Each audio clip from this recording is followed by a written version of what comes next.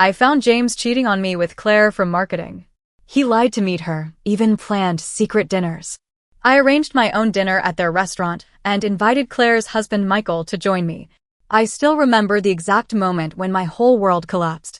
Not with a bang, but with a simple notification, a quiet little ping from my husband's phone while he was in the shower. I wasn't the type to check James' phone. 15 years of marriage had built what I thought was unshakable trust. But that evening, something felt off. James had been distant for months, working late, weekend business meetings, the sudden interest in his appearance, all the cliches I refused to see. His phone lit up on our bedroom dresser. A text preview from his assistant, reservation confirmed at Aria for Friday, 8 p.m. She'll be thrilled with the private booth. I shouldn't have unlocked his phone. I knew that. But something primal took over. That instinct that tells you when your life is about to change forever. My fingers moved without my permission, typing in his passcode, our anniversary date.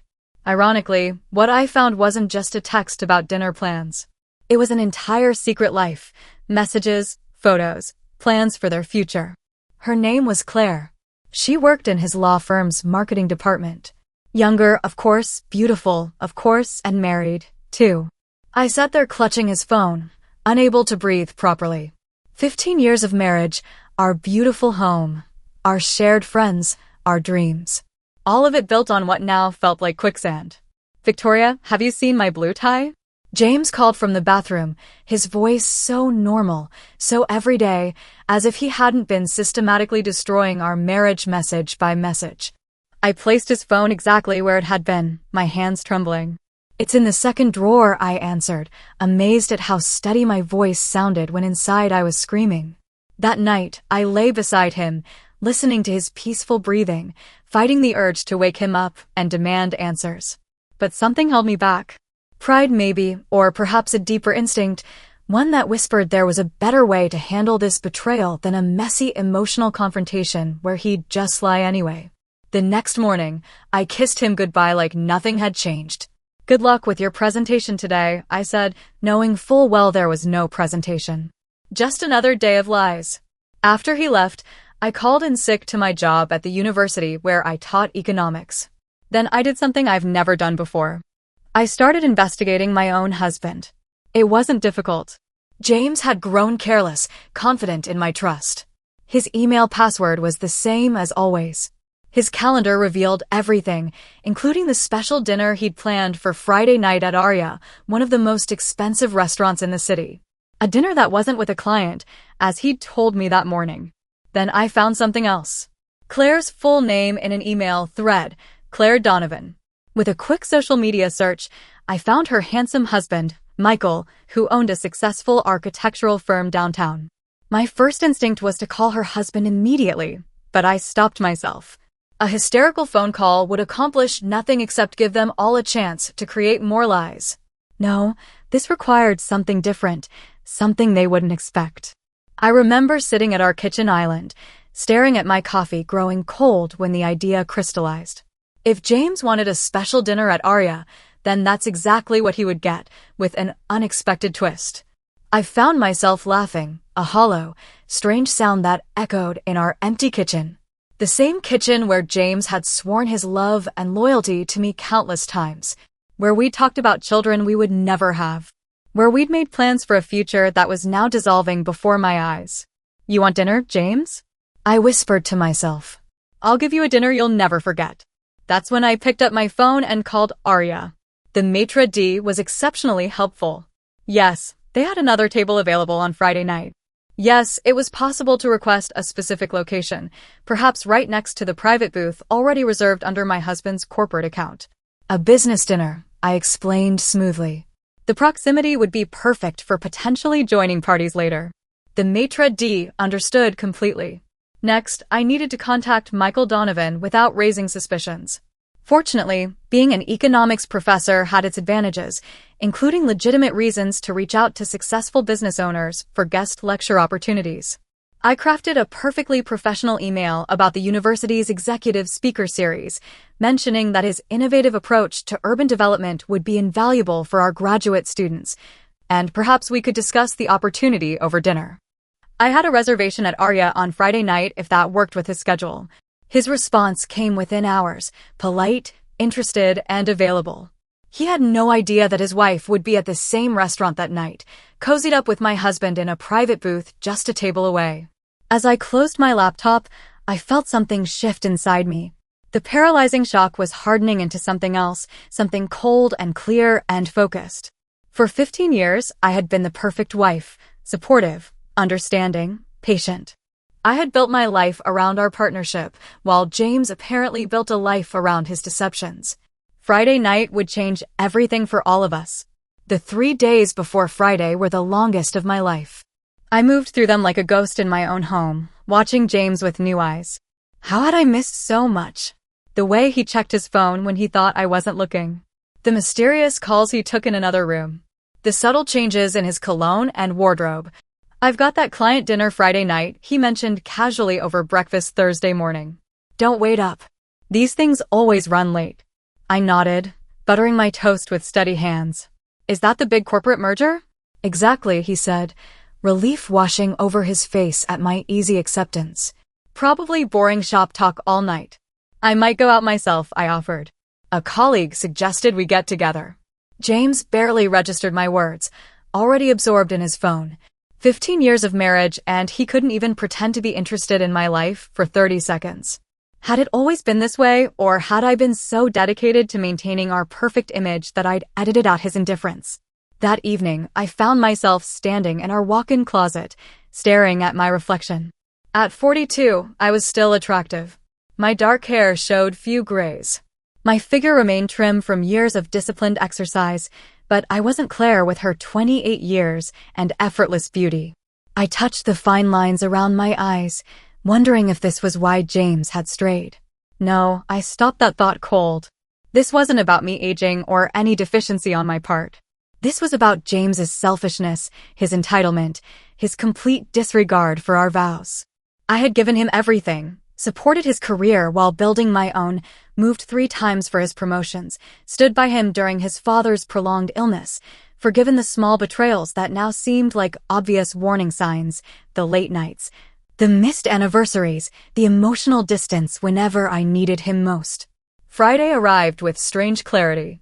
I dressed carefully for my business dinner, a navy blue sheath dress that was professional yet flattering, pearl earrings James had given me for our 10th anniversary, and the red suede heels I rarely wore because James once commented they made me look like I was trying too hard. I left work early to get my hair done. A subtle change, softer waves framing my face. The stylist commented on how calm I seemed. If she only knew the storm raging inside me. At home, I packed a small overnight bag and placed it in my car trunk. Whatever happened tonight, I wouldn't be sleeping under the same roof as James. Then I drove to Arya, arriving 30 minutes before my reservation. The maitre d' recognized me from our phone conversation. With conspiratorial courtesy, he showed me the layout. My table positioned with perfect sight lines to the private booth where James would be sitting with Claire. From where they would be seated, they wouldn't immediately notice me unless they were looking around the restaurant. "Your other party has already called to confirm he's on his way," the maitre d' informed me. I settled at the bar with a martini, watching the entrance like a hawk. James arrived first, 15 minutes early. Nervous energy evident in every movement. He looked handsome in his best suit, the one I'd helped him select for important client meetings. He was escorted to the private booth. 10 minutes later, she arrived. Claire was everything I expected and feared, young, beautiful, confident. She wore a fitted red dress and moved with the assurance of someone who had never had to doubt her place in the world. My husband stood when she approached, his face transformed with an expression of pure adoration I hadn't seen directed at me in years. Something shattered inside me as I watched him take her hands, lean in for a lingering kiss. It wasn't just the betrayal. It was the happiness on his face, the absolute contentment with her. He looked alive in a way he never did with me anymore. Victoria Hamilton. I turned to find Michael Donovan standing beside me. In his early 40s, he had the solid, dependable, good looks of a man comfortable in his own skin, dark hair with distinguished touches of gray at the temples, kind eyes, a genuine smile. "Mr. Donovan," I managed, offering my hand. Thank you so much for agreeing to meet on such short notice. Please call me Michael. His handshake was warm and firm, and the pleasure is mine. If he only knew. The maitre d' appeared to escort us to our table, the one with the perfect view of my husband and Michael's wife, now cozily ensconced in their private booth, hands intertwined on the table. As we settled in, I tried to focus on Michael, on maintaining the facade of a professional dinner, but my eyes kept drifting to the booth where James was now pouring champagne, leaning in to whisper something that made Claire laugh with uninhibited joy. So, tell me about this executive series, Michael said, unfolding his napkin. The architecture-economics intersection is fascinating. I forced my attention back to him, launching into a well-rehearsed explanation about interdisciplinary education. All while my peripheral vision registered my husband's hand now resting on Claire's bare knee under the table. Victoria, Michael's voice broke through my distraction. Are you all right? You seem a bit. I'm fine, I said, reaching for my water glass. Just a bit tired. End of semester pressure. Michael nodded sympathetically, then began telling me about his latest project, a sustainable apartment complex downtown. He was passionate, intelligent, completely unaware that his wife sat 20 feet away, now feeding my husband a bite of her appetizer. I've been talking too much, he said with a self-deprecating smile. Tell me about your work. As I began explaining my research focus, I noticed Claire excuse herself from the table. Bathroom break. No doubt. This was my opportunity. Would you excuse me for a moment? I asked Michael, who stood politely as I rose. I wasn't sure exactly what I planned to do, but my feet carried me directly into the path of Claire as she returned from the ladies' room. The moment our eyes met, recognition flickered across her face. She had seen me in photos at James's office. No doubt. You're James's wife, she said, her voice barely audible. And you're Michael's, I replied, tilting my head toward our table where Michael sat with his back to us. The color drained from her perfect face. Looking back now, I realized I'd been preparing for that confrontation since the moment I saw that text on James's phone. But what happened next wasn't something I could have scripted. Please, Claire whispered, her eyes darting between me and the oblivious Michael at our table. Not here. Why not here? I asked, my voice remarkably steady. Isn't this the perfect setting? The beautiful restaurant, the romantic lighting. You've clearly been enjoying it. Claire's perfectly manicured hand reached out, grabbing my arm. Victoria, I can explain. Can you? I gently removed her hand. Can you explain why you're having an affair with my husband? Can you explain why you're betraying that man over there who has no idea what's happening right now? Her eyes welled with tears. It's complicated. It always is, isn't it? I smiled sadly. Love, marriage, loyalty, such complicated concepts. Behind Claire, I could see James had noticed our interaction. The color had drained from his face as he half rose from the booth, uncertain whether to approach or retreat. What do you want? Claire asked, a tremor in her voice. That question caught me off guard. What did I want? Revenge? Justice? To hurt them as badly as they'd hurt me? I want honesty, I said finally. Something that's been missing from my marriage for longer than I realized. I glanced back at Michael, who was now looking our way with a puzzled expression. Your husband seems like a good man. Does he deserve this? Claire's face crumpled. No, she whispered. He doesn't. Neither did I replied. At that moment, James appeared behind Claire, his face a mask of panic. Victoria, what are you doing here? Having dinner, I said simply. Like you. This isn't, he began. What it looks like. I finished for him. James, please. We're well past that point. Michael approached us then, confusion evident on his face. Victoria, is everything okay? Do you know these people? The moment hung suspended in time. I could see James silently pleading with me, Claire frozen in terror. I had all the power in that moment, the power to create a scene, to expose them publicly, to watch their carefully constructed deception crumble spectacularly. But something else had been taking shape inside me during these past few days. A realization that the most devastating response wasn't a public meltdown. It was something altogether more controlled. Michael, I said calmly. I'd like you to meet my husband, James Hamilton. The confusion on Michael's face deepened. Then his eyes shifted to Claire, standing pale and trembling beside James. And I believe you already know, Claire, I added softly. The comprehension that dawned on Michael's face was heartbreaking to witness. Confusion giving way to disbelief, then to a devastating understanding. Claire, he said, his voice cracking on her name. She couldn't meet his eyes. How long, he asked, his voice hollow. No one answered. The silence was answer enough.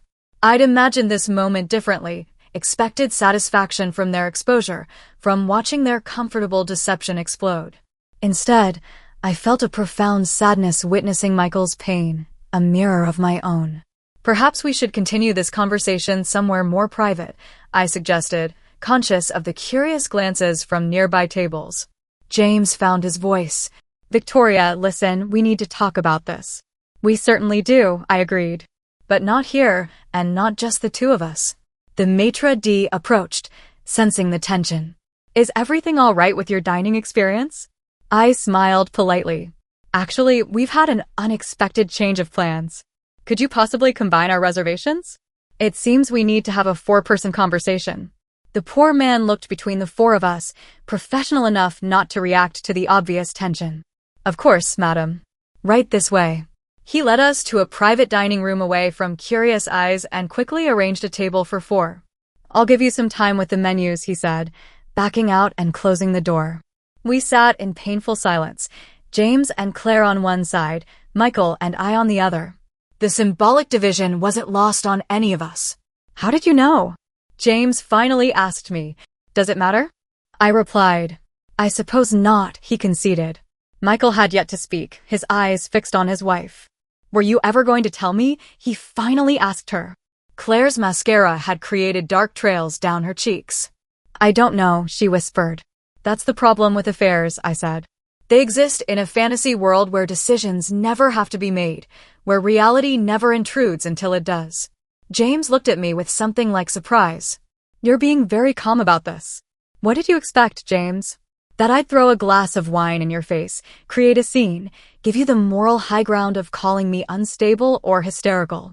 He had the decency to look ashamed. I've had 3 days to process this, I continued. 3 days of looking back at our 15 years together, identifying all the moments you chose to lie instead of being honest with me. 3 days. Claire's head snapped up. You've known for 3 days and planned this ambush. I turned to her. Yes. And you know what the interesting part is? In those 3 days, neither of you noticed anything different. James, you came home every night, kissed me on the cheek, asked about my day without listening to the answer. Just like always, you looked me in the eyes and told me about your client dinner tonight without a flicker of guilt. I didn't want to hurt you, James said weakly. Michael laughed, a harsh, bitter sound. Rich, you didn't want to hurt her while you were sleeping with my wife.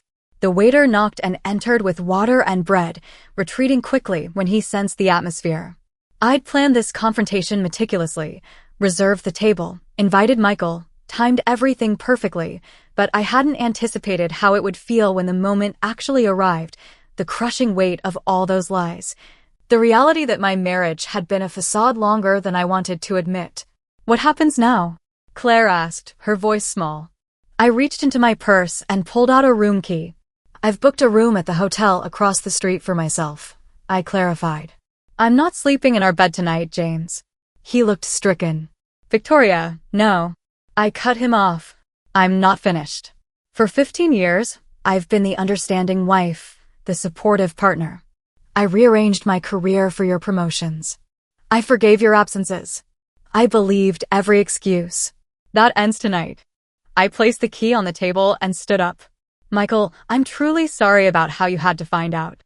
You deserved better. Michael nodded, still processing his new reality. James, I continued. I'll be at my sister's for the weekend. When I come home Monday, I expect you to be gone. Take what you need for now. We can figure out the rest later. You're throwing me out, he asked incredulously. No, James. You threw yourself out the moment you decided our marriage vows were optional. I turned to Claire. He's all yours now. No more sneaking around. No more thrill of the forbidden. Just the reality of a man who betrays his commitments when they become inconvenient. With that, I walked toward the door, then paused with my hand on the handle. Oh, and dinner's on James's corporate card. You both seem to be familiar with the arrangement. I walked out of Aria with my head held high, past my car in the valet line, and crossed the street to the Grand Meridian Hotel. Only when I reached my room, a luxury king with a view of the city I'd splurged on, did I finally allow myself to cry. Not delicate tears, not dignified weeping, but gut-wrenching, body-shaking sobs that seemed to come from some primordial place inside me. I cried for the marriage I thought I had, for the 15 years of memories now tainted, for the future I'd planned with a man who had been living a double life. I don't know how long I sat on the floor back against the bed, letting out years of suppressed pain. Eventually, the storm passed, leaving me empty, but somehow clearer. A soft knock on the door startled me. I checked the peephole, expecting James, ready to tell him to leave. Instead, I found Michael Donovan standing in the hallway, looking as shattered as I felt. I opened the door a crack. "Michael, I'm sorry to intrude," he said, his voice rough from emotion. I couldn't go home. I didn't know where else to go." I hesitated, then opened the door wider. Professional boundaries seemed irrelevant after what we'd just experienced together. "How did you know where to find me?" I asked. "The hotel. You mentioned crossing the street." He shrugged. There was only one possibility. I asked at reception if Victoria Hamilton had checked in. "They just told you." "I might have implied I was your husband," he admitted. "Sorry. Under different circumstances, I might have been concerned, but tonight we were just two people united by the same betrayal." "Come in," I said. "I'm afraid I look a mess." "Join the club," he replied with a sad smile, his own eyes red-rimmed. We sat in the two armchairs by the window, looking out at the city lights in silence for a while. "Did you know?" he finally asked. "Before the text, I mean. Did you suspect?" I thought about it honestly. Part of me did. James had changed, become distant, but I didn't want to see it. Michael nodded. "Claire's been working late for months, taking weekend girls' trips." I trusted her completely. "That's what makes it so effective," I said. "They trade on our trust." "What are you going to do now?" he asked. I took a deep breath. Exactly what I said. I'm not taking him back. Just like that. After 15 years, the 15 years are exactly why, I explained. This wasn't a one-time mistake. This was a deliberate choice to betray everything we built. And from what I saw in his messages, it's been going on for almost a year. Michael winced. "A year? God. What about you?" I asked gently. He ran his hands through his hair. "I don't know. We've been married 7 years. No kids, thankfully. But still, you don't have to decide tonight." "No, but I know I can unsee what I saw." The way she looked at him, his voice broke. I reached out impulsively and took his hand. Human connection in the midst of our shared pain. Around midnight, Michael left for his own hotel room. We talked for hours, not just about our unfaithful spouses, but about our lives, our work, our dreams. Two strangers finding unexpected connection through shared trauma. The next morning, I woke to frantic knocking. James stood at my door, unshaven, still in last night's clothes. "Victoria, please," he begged. "We need to talk." I let him in, maintaining careful distance. "Did you come alone, or is Claire waiting in the car?" He flinched. "That's over. I ended it last night. It was a mistake. The biggest mistake of my life." "A year-long mistake," I noted. His eyes widened. "You knew how long?" "I saw everything, James. The messages, the plans for weekend getaways disguised as business trips, the apartment you were looking at together." He collapsed into a chair. "It wasn't real. What Claire and I had, it was fantasy, not reality. And that makes it better." "No, of course not. But Victoria, 15 years of building a life together. You can't just throw that away."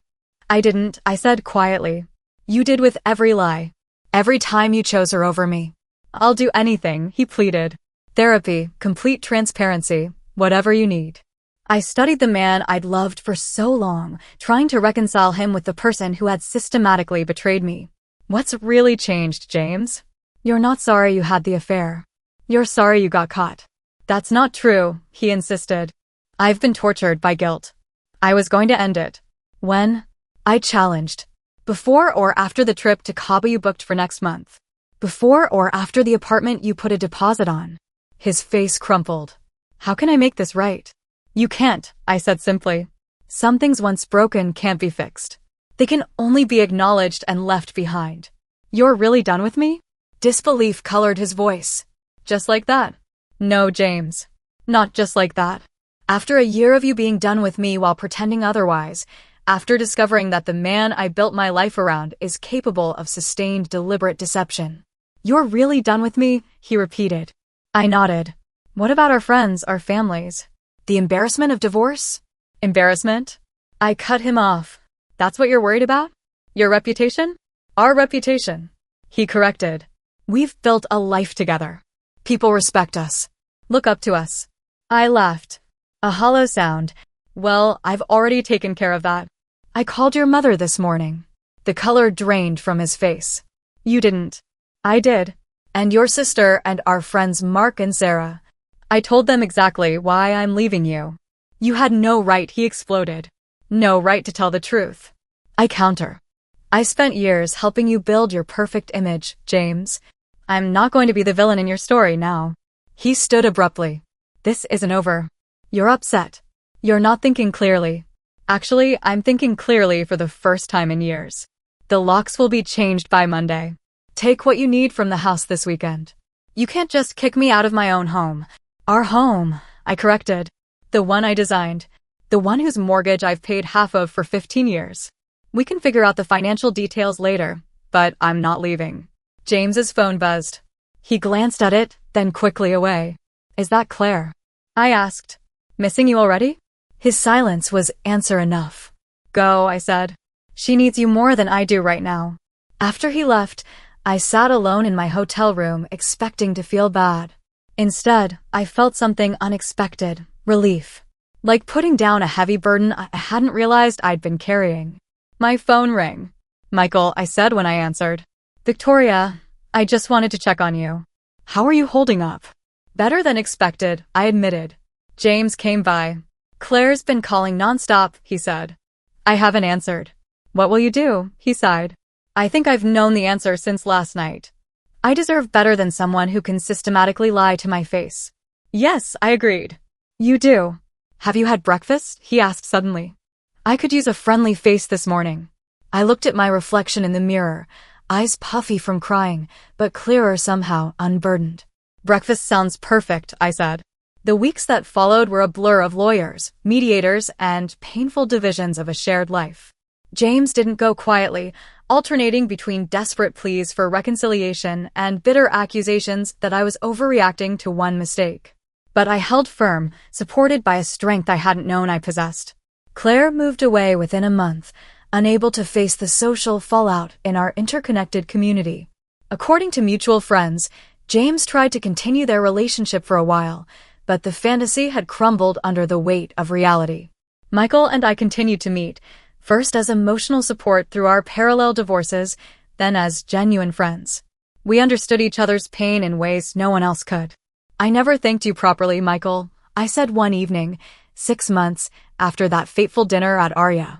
We were walking along the riverfront, the summer sunset painting the water gold. For what? He asked. For having the courage to expose the truth. For not looking the other way. I considered this.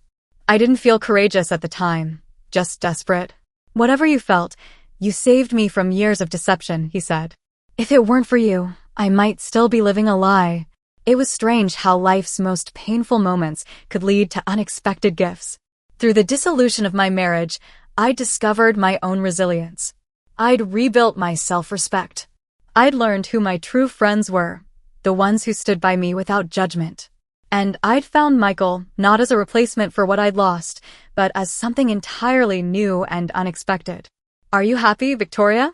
He asked as we paused to watch a boat sail past. Not always, I answered honestly. Some days I still mourn what I thought I had, the future I planned. He nodded in understanding. But mostly, I continued, I'm grateful for the truth, painful as it was, for the chance to rebuild on something real instead of comfortable illusions. To truth, then, he said, taking my hand gently in his. I thought about the Victoria from a year ago, so certain of her place in the world, so blind to the reality of her marriage. I thought about the Victoria who had sat in that hotel room sobbing, believing her life was over. You know what I learned from all this? I said. We're stronger than we think. When everything falls apart, we don't fall apart with it. Michael squeezed my hand. No, we don't. 1 year after that night at Arya, I ran into James at a colleague's retirement party. He looked older, tired around the eyes. We exchanged awkward pleasantries before he pulled me aside. I never properly apologized, he said quietly. Not really. I was too busy trying to save myself. And now? I know what I threw away, he said simply. And I'm sorry, Victoria. Truly sorry. I felt a surprising lack of bitterness. I hope you find happiness, James. You seem to have found yours, he noted, glancing across the room where Michael was chatting with some faculty members. I'm building something new, I corrected. Day by day. Later, as Michael and I walked home under a canopy of stars, I reflected on the strange journey that had brought us together, the pain that had to be endured, the facades that had to crumble. What are you thinking about? Michael asked. How the worst night of my life somehow led me here, I replied. How sometimes we need to lose everything to find what we really need. He stopped walking and turned to face me, his eyes reflecting the street lights. I'm glad you reserved that table next to theirs, he said with a small smile. So am I whispered. Sometimes betrayal isn't the end of your story. Sometimes it's just the painful beginning of a better one.